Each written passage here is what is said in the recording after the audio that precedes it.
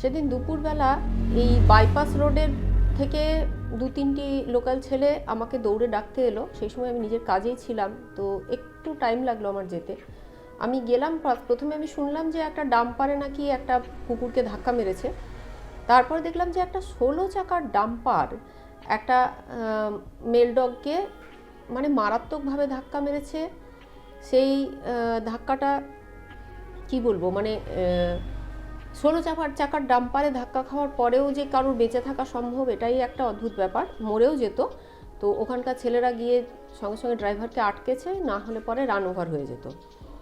তাতে মারাত্মক ইনজুরি হয়েছে।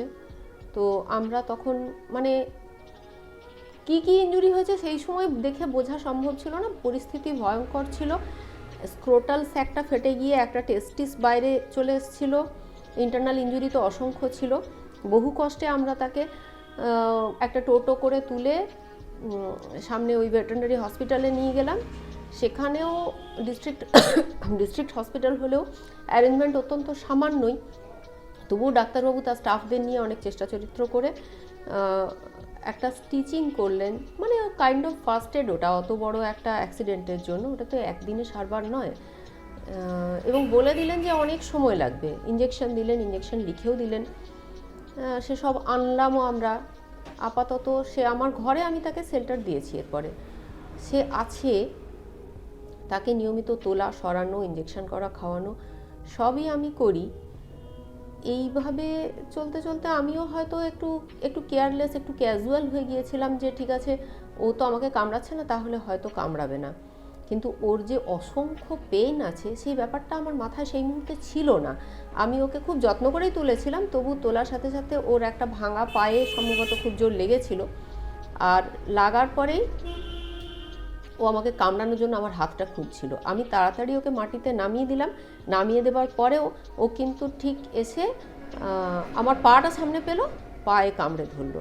আর ধরলো মানে কামড় আমি বহুবার খেয়েছি, কিন্তু এরকম মানে ক্যাটাগরি 3 কামড় আমি আর কখনো খাইনি। মানে কি বলবো, প্রায় 30 সেকেন্ড ধরে আমাকে কামড়ে ধরেছিল।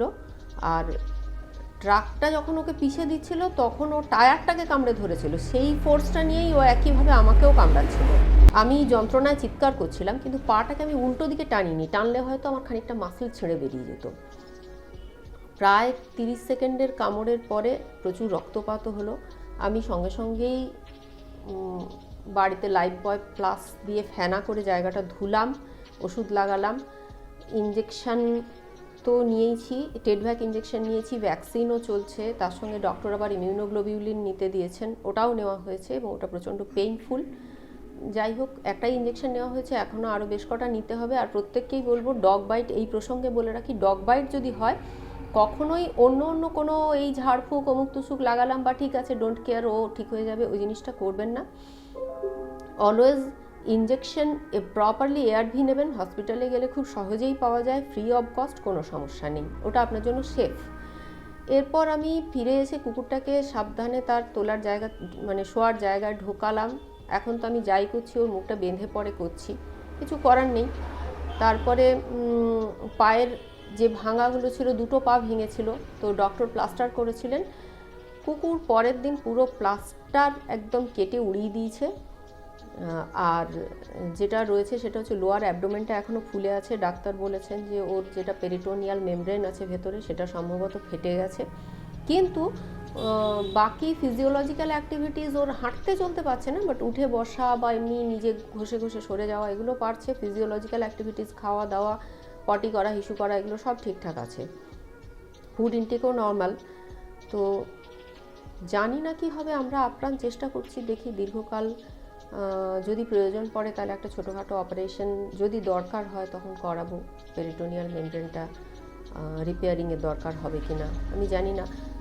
আমরা এখনও পুরো চেষ্টা করছি যাতে ওকে বাঁচানো যায়। আর যারা গাড়ি চালান তাদেরকে আমার রিকোয়েস্ট, যে গাড়ির তলায়, রাস্তার কুকুরের কোথাও কোনো শেল্টার নেই, সে গাড়ির তলায় অনেক সময় শুয়ে পড়ে। প্লিজ প্লিজ গাড়ি ছাড়ার আগে একবার দেখে নিন যে আপনার গাড়ির তলায় কোনো অবলা নিরীহ প্রাণীর জীবন চলে যাচ্ছে কি না।